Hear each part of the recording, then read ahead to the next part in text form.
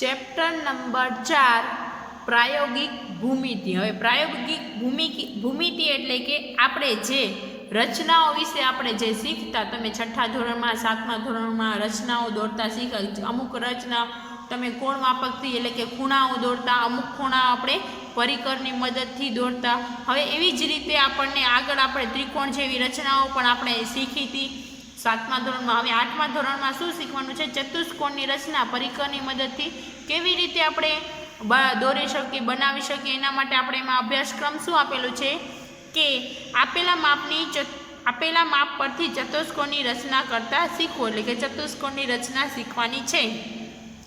એમાં જે પેલું 4 બાજુ એટલે કે 4 બાજુઓ અને એક વિકર્ણના માપ પરથી તમે ચતુષ્કોણ એટલે કે 4 બાજુઓના માપ આપેલા હોય, એટલે કે એકનું આવ્યો 5, 8, 10 અને 4, અથવા તો આ જે ચતુષ્કોણ હોય એનું આ એક વિકર્ણનું માપ આપેલું હોય અથવા તો 4 બાજુઓના માપેલા હોય એના પરથી તમે દોરી શકો છો।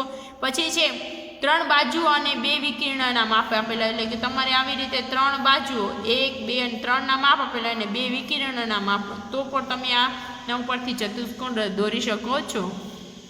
પછી છે 3 બાજુઓ અને તેના 2 અંતર્ગત ખૂણાઓના માપ આપેલા, એટલે કે 3 આવી રીતે બાજુઓ અને એના અંદરના જે ખૂણા હોય ને એને અંતર્ગત એના માપ આપેલા, તો એના પરથી પણ તમે દોરી શકો છો।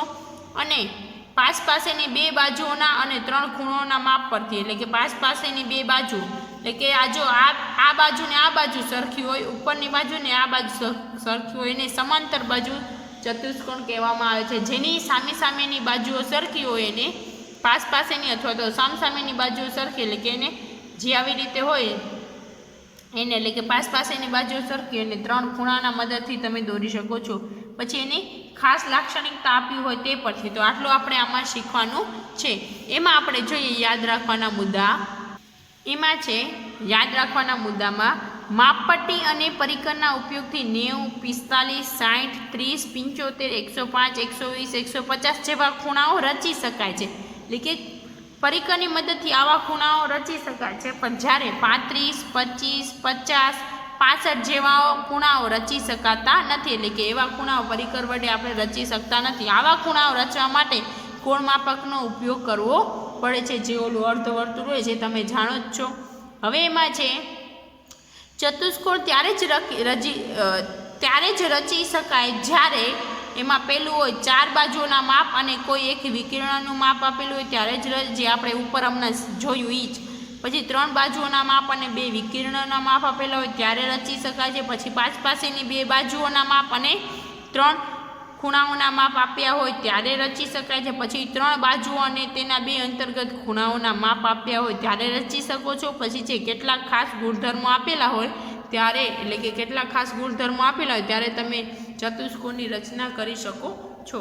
હવે જ્યારે અમુકવાર રચનામાં એવું આવતું હોય કે આ ચતુષ્કોણ આપેલું છે, આને સામેના 2 માપ આપેલા, એટલે કે સામેના માપ એટલે આનું 5 હોય પણ આનું માપ આપેલું ન હોય, પણ આપણને એમ કહેવામાં આવે કે આ સમાંતર ચતુષ્કોણ છે।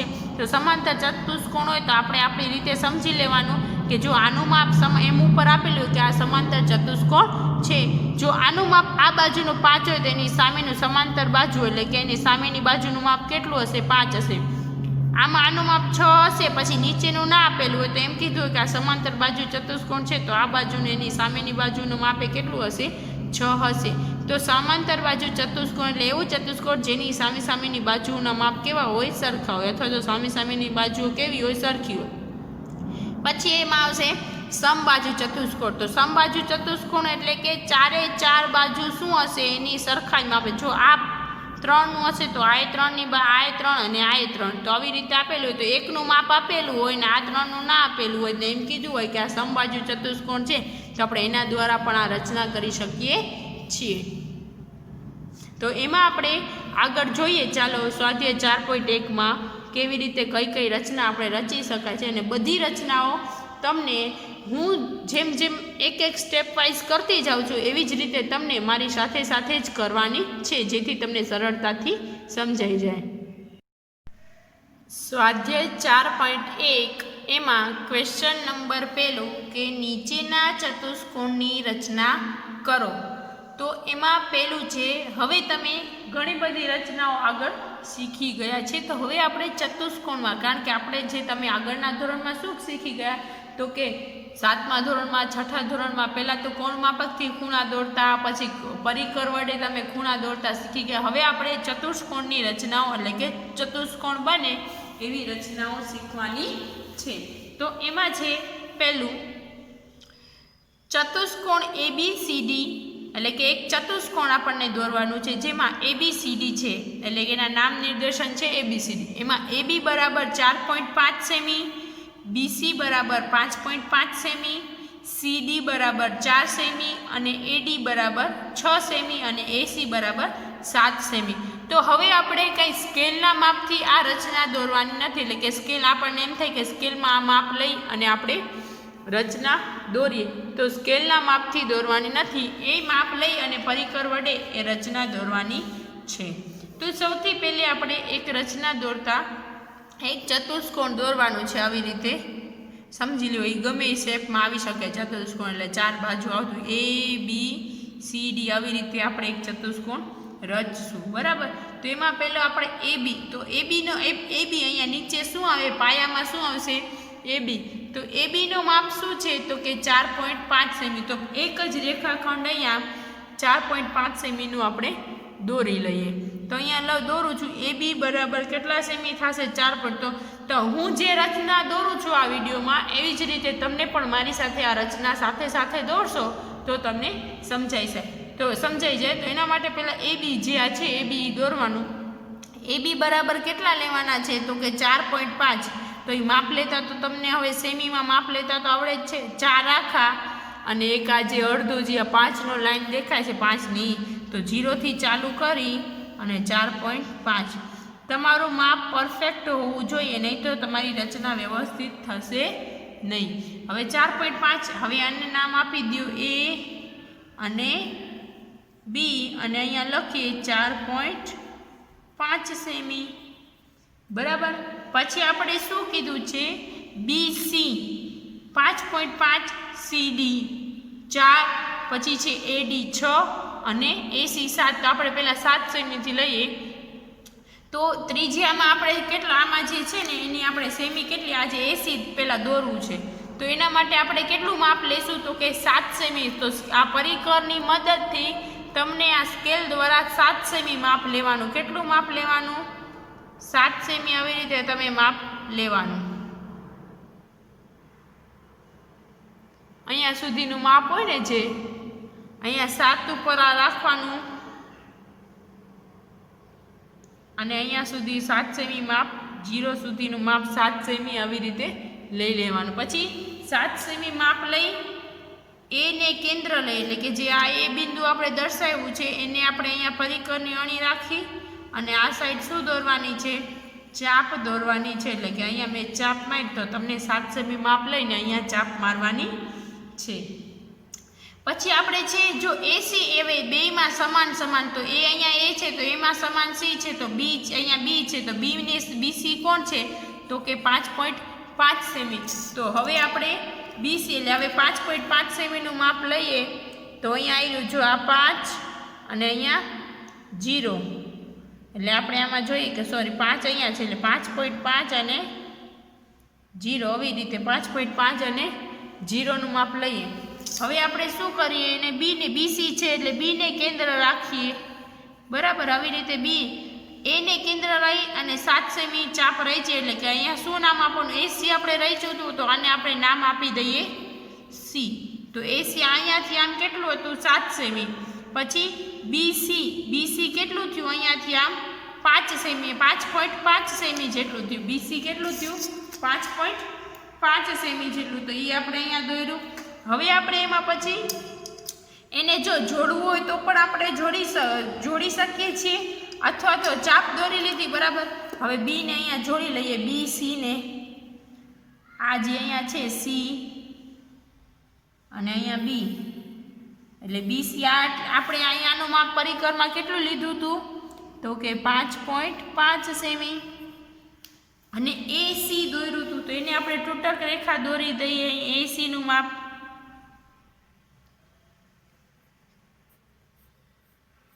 એ તૂટક રેખામાં અહીંયા દોરી નાખ્યું, બરાબર। અને એ કેટલું હતું, એસીનું માપ કેટલું થયું હતું, 7 સેમી આપણે અહીંયા દોર્યું હતું ચાપ લઈને. હવે ચતુષ્કોણમાં તો આટલું એ બી ને સી તો ન હોય, ડી પણ હોય, તો હવે એડીનું માપ જોઈએ.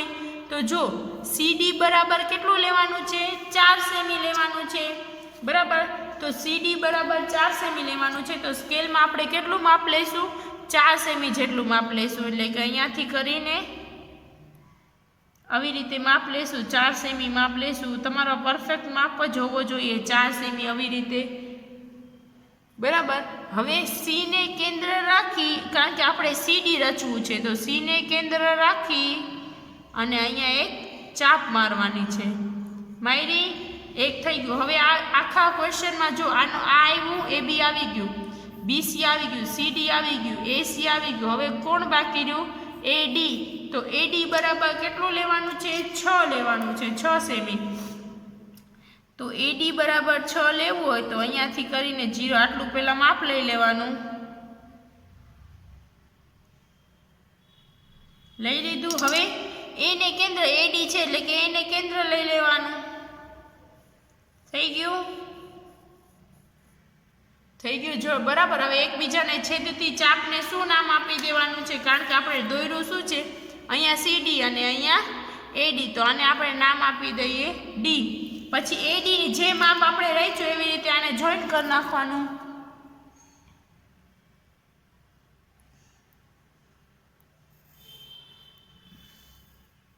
અહીંયા સી ને ડી નો આપણે ચાપ મારી હતી અને અહીંયા એ અને ડી ની ચાપ મારી. તો આને આવી રીતે જોઈન્ટ કરી નાખ્યું. તો આ કેટલું આપણે દોર્યું હતું તો કે 4 સેમી, અને આ કેટલું કર્યું હતું તો કે 6 સેમી, બરાબર. અહીંયા રચના પૂરી. હવે એમાં આપણે આટલું કરવાનું હતું. હવે આપણે આ રચનામાં શું કર્યું, એના રચનાના મુદ્દા જો તમે એક એક સ્ટેપ દોરતા જાઓ ને તમે રચનાના મુદ્દા લખતા જાઓ છો, અથવા તો તમે આ પહેલા રચના દોરી આના માહિતી ઉપરથી તમે નીચેના મુદ્દા લખી શકો છો. હવે આપણે આમાં શું કર્યું રચનામાં એના આપણે નીચે મુદ્દા લખીએ. હવે એમાં સૌપ્રથમ આપણે પહેલાં તો જો આમાં સૌપ્રથમ આપણે શું કર્યું હતું પહેલાં એ લખતું જવાનું. અહીંયા લખું છું રચનાના મુદ્દા.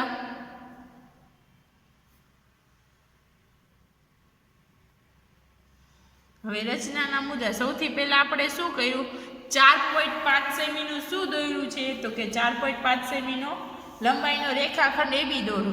તો આપણે જે દોર્યું એ લખી નાખવાનું. 4.5 સેમી લંબાઈનો રેખાખંડ એ બી દોરો, બરાબર. તો એનું રેખાખંડ એ બી દોર્યું. પછી છે બીજો પોઈન્ટ. પછી શું કર્યું, એને કેન્દ્ર લઈ 7 સેમી ત્રિજ્યા લઈ અને આપણે ચાપ અહીંયા દોરી હતી, એને કેન્દ્ર લઈને અહીંયા ચાપ દોરી હતી, બરાબર. તો એ લખવાનું પરિકર વડે એ કેન્દ્ર લઈ એને કેન્દ્ર અને 7 સેમી ત્રિજ્યા લઈ, એટલે કે એ ત્રિજ્યા લઈ એક ચાપ દોરો. એટલે કે આપણે અહીંયા શું કર્યું હતું, 7 સેમી ત્રિજ્યા લઈને અહીંયા ચાપ દોરી હતી. પછી બી ને કેન્દ્ર લઈ અને 5.5 સેમી ત્રિજ્યા લઈને ચાપ દોરી હતી. તો એ લખવાનું પરિકર વડે બી કેન્દ્ર લઈ બી કેન્દ્ર અને 5.5 સેમી ત્રિજ્યા લઈ અગાઉના ચાપને છેદતો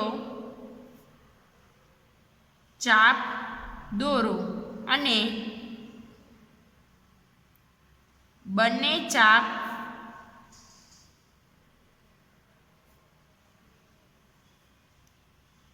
છેદ બિંદુને બંને ચાપના છેદ બિંદુને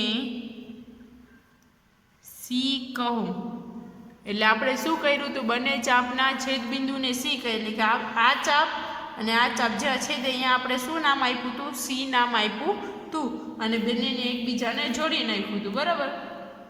હવે એના પછી આમાં આપણે શું કર્યું, એને કેન્દ્ર લઈ અહીંયા 6 સેમી વાળું 6 સેમી માપ લઈને એક ચાપ રચ્યું, સીને કેન્દ્ર લઈને સીને કેન્દ્ર લઈ 4 સેમી ત્રિજ્યા લઈને અહીંયા એક ચાપ મારી, પછી એ બેને શું કરી નાખ્યું, જોઈન્ટ કરી નાખ્યું, તો આપણી રચના પૂરી. તો અહીંયા પછીનો મુદ્દો. હવે ચોથો પોઈન્ટ, પરિકર વડે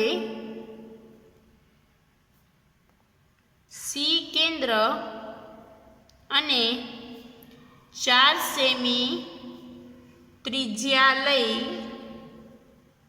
એટલે કે 4 સેમી પરિકર વડે સી ને કેન્દ્ર 4 સેમી ત્રિજ્યા લઈ અને ચાપ દોરો. પછી શું કરવાનું, તો એક સી ને કેન્દ્ર લઈને એક ચાપ દોરી, પછી એ ને કેન્દ્ર લઈ પરિકર વડે એ કેન્દ્ર અને 6 સેમી ત્રિજ્યા લઈ અગાઉના ચાપને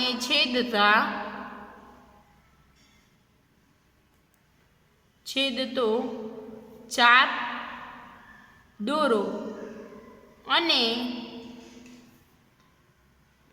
બંને ચાપના છેદ બિંદુને ડી કહો. હવે આટલું થઈ ગયું. તો અહીંયા આપણી રચના પૂરી થઈ ગઈ. પછી બધી બાજુ આપણે જોઈ હતી.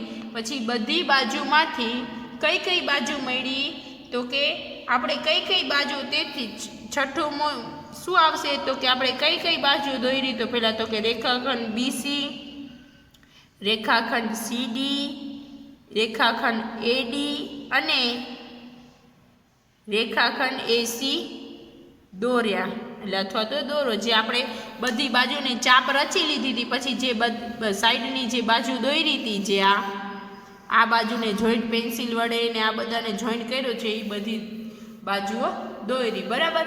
તો આવી રીતે આમ ચતુષ્કોણ ABCD એ માંગેલો ચતુષ્કોણ છે, એટલે કે આપણે માંગ્યા મુજબ ચતુષ્કોણ દોર્યો છે. ક્વેશ્ચન નંબર 1 માં બીજી રચના, ચતુષ્કોણ JUMP, એટલે કે એક ચતુષ્કોણ દોરવાનું છે જે આવી રીતે હોય, JUM અને P, આવી રીતે એની હવે 4 ચતુષ્કોણ, અને આ પાયો છે. બરાબર. તો પાયાનું માપ સૌપ્રથમ આપણે જોવાનું કે જે નીચે આવતું હોય એ પાયો છે, તો પાયાનું માપ કેટલું છે, તો કે 3.5 સેમી. તો આપણે અહીંયા શું દોરવાનું છે, 3.5 સેમીનો રેખાખંડ દોરવાનો છે. તો અહીંયા હું 3.5 0થી ચાલુ કરીને આ જે 3 અને 4 ની વચ્ચે જે લાઈન છે મોટી, ત્યાં સુધી, એટલે કે કેટલું આવશે, 3.5 સેમી. તો અહીંયા હું લખી નાખું છું 3.5 સેમી, અને અહીંયા શું આવશે, જે, અને અહીંયા શું આવશે, યુ, જે યુ. બરાબર. હવે એમાં શું છે, આગળ જે યુ લઈ લીધું. હવે આપણે દોરવાનું છે એના માટે આપણે આપેલા 4 અહીંયા આટલા માપ આપેલા છે, UM 4, MP 5, PJ 4.5 અને PU 6. તો બંનેમાં PP સમાન. તો પહેલાં આપણે PJ, P અને J દોરી લઈએ. તો એ કેટલાનું છે, 4.5 સેમીનું. તો પરિકરમાં આપણે 4.5 સેમીનું માપ લેશું. આ પરિકરમાં 4.5નું હું માપ લઉં છું. બરાબર. આટલું મેં માપ લીધું, 4.5 સેમીનું. અહીંયા હું માપ લઉં અને પછી જેને કેન્દ્ર લઈ અને એક ચાપ રચવાનો છે. તો અહીંયા હું એક ચાપ દોરું. બરાબર. થઈ ગયું આટલું.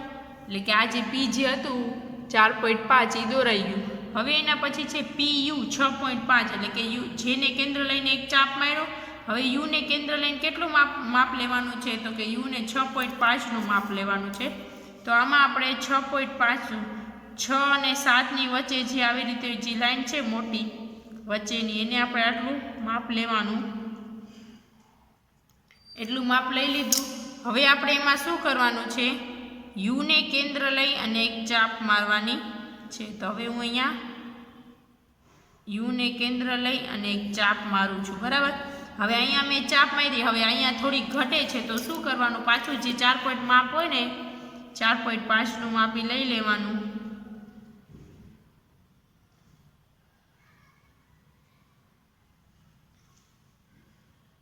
આટલું 4.5 માપ લઈ લીધું. પછી આને જેને જ્યાં હતું કેન્દ્ર લઈ આવી રીતે લંબાવી નાખવાની ચાપને, બરાબર. એટલે અહીંયા આ એક ચાપ મારાઈ ગઈ એટલે PU ને PJ. તો આને બેને જ્યાં છેદ બિંદુએ શું નામ આપે, બે એકબીજાને છેદતી હોય અહીંયા શું નામ આપી દેવાનું, P. તો આપણે P નામ આપી દીધું. હવે આપણે આગળ લેવાનું છે, હવે આપણે લઈએ UM દોરીએ. તો UM એટલે કે U એટલે U ને કેન્દ્ર લેવાનું અને કેટલી ત્રિજ્યા એટલે કે માપ કેટલા લેવાનું છે, 4 સેમી. તો અહીંયા આપણે 4 સેમી માપ લઈએ છીએ, બરાબર. અહીંયા 4 સેમી માપ લીધું, બરાબર. હવે U ને કેન્દ્ર રાખવાનું અને અહીંયા આપણે 4 સેમી માપ લઈ લઈએ છીએ, બરાબર. 4 સેમી માપ લઈ લીધું. હવે જે આપણે એક્સ્ટ્રા હતું ને પહેલાં આપણે ઇરેઝ કરી નાખીએ એટલે બીજી ચાપમાં આપણને આ નડે નહીં. હવે એમાં 4 સેમી. હવે MP કેટલું લેવાનું છે, 5 સેમી. તો હવે એમાં હું 5 સેમી માપ લઈ લઉં.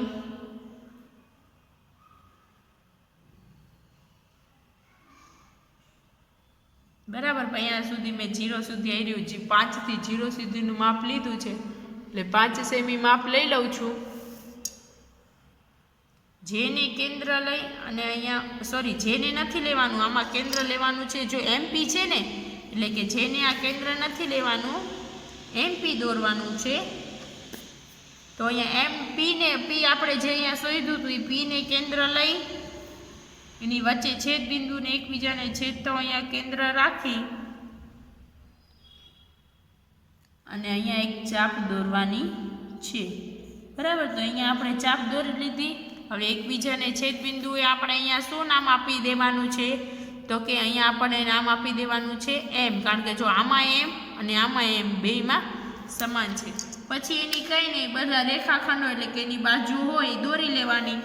જો અહીંયા આપણે જેને છેદ બિંદુ કર્યું હતું PJ અને PU દોર્યું હતું તો એને આપણે પહેલાં તૂટક રેખા વડે દર્શાવી દઈએ અહીંયા, બરાબર. પછી આપણે શું કર્યું હતું, UM અહીંયા UM દોર્યું હતું, બરાબર. તો UM ને જોડી દેવાનું, બરાબર. જોડ્યું. પછી P અને M ને આપણે કર્યું હતું તો P અને M ને જોડી દેવાનું.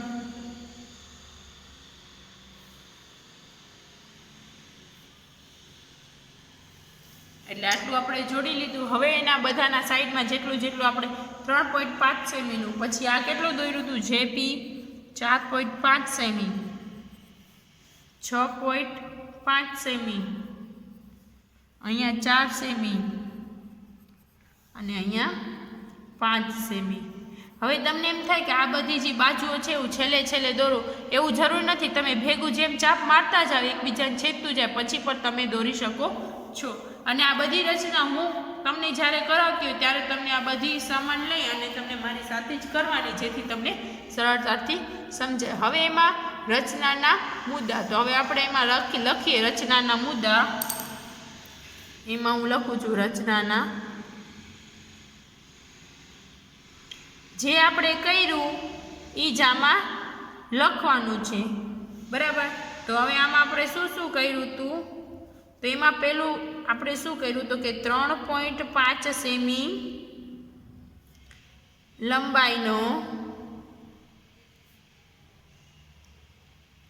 રેખાખંડ JU દોરો. તો આપણે JU દોર્યું હતું, બરાબર. પછી જે આપણે આમાં શું દોર્યું હતું, શું કર્યું હતું તો કે J અને U જે આ 3.5 સેમીનું હતું એ દોર્યું. પછી શું કર્યું કે જેને કેન્દ્ર લઈ કેન્દ્ર અને 4.5 સેમી ત્રિજ્યાવાળો એટલે કે ત્રિજ્યાનો એક ચાપ દોરો. એટલે શું કર્યું, જેને કેન્દ્ર લઈ લીધું અને 4.5 સેમી ત્રિજ્યાવાળો અહીંયા ઉપર આપણે એક ચાપ દોર્યો. પછી ત્રીજું, યુને કેન્દ્ર લઈ અને 6.5 સેમી ત્રિજ્યાવાળો ચાપ દોરો જ્યાં અગાઉના ચાપને છેદતો હોય ને બંને ચાપને શું નામ આપે એટલે અહીંયાથી 6.5 સેમી લઈ દોરવાનું, એકબીજાને જ્યાં છેદે અહીંયા પી નામ આપી દેવાનું, જે આપણે અહીંયા આપણે ઉપર આપ્યું. યુ કેન્દ્ર લઈ અને 6.5 સેમી ત્રિજ્યાનો ચાપ દોરો જે અગાઉના ચાપને છેદે. બંને ચાપના છેદ બિંદુને પી કહો. એટલે કે બેને જ્યાં છેદ બિંદુ હોય એકબીજાને એને શું કહેવાનું છે? પી કહેવાનું છે. હવે એના પછીનું ચોથું, યુ કેન્દ્ર અને 4 સેમી ત્રિજ્યાનો એક ચાપ દોરો. એટલે કે શું આપણે અહીંયા યુને કેન્દ્ર લઈ અને 4 સેમી ત્રિજ્યાનો ઉપર જે ચાપ દોર્યો એ પછી શું કર્યું હતું આપણે કે પીને કેન્દ્ર લઈ 5 સેમી ત્રિજ્યા લઈ અને એક ચાપ છેદ એટલે કે ચાપ દોર્યું હતું જે એકબીજાને છેદે અને એને શું નામ આપ્યું? એમ નામ આપ્યું. હવે આપણે એમાં લખીએ આગળ, પી કેન્દ્ર અને 4 સેમી એટલે કે 4 નહીં પણ અહીંયા એમ પી કેન્દ્રમાં કેટલી લીધી હતી? 5 સેમી. એટલે કે 5 સેમી ત્રિજ્યાનો ચાપ દોરો જે અગાઉના ચાપને છેદે. બંને ચાપના છેદ બિંદુને એમ કહો. એટલે કે બંને ચાપના છેદ બિંદુને શું કહેવાનું છે? એમ કહેવાનું છે. પછી આપણે શું કર્યું કે બધી બાજુઓ એકબીજા સાથે જોઈન્ટ કરી નાખી, જે આપણે રચના કરી દીધી. તો કે રેખાખંડ જેપી, રેખાખંડ યુએમ, રેખાખંડ એમપી અને રેખાખંડ યુપી દોરો. તો એટલું આપણે શું કર્યું? દોર્યું. તો આમ ચતુષ્કોણ JUMP એ માંગ્યા મુજબનો ચતુષ્કોણ છે. તો અહીંયા આપણી રચના શું થાય છે? પૂરી થાય છે. તો આવી રીતે તમને રચના દોરવાની છે.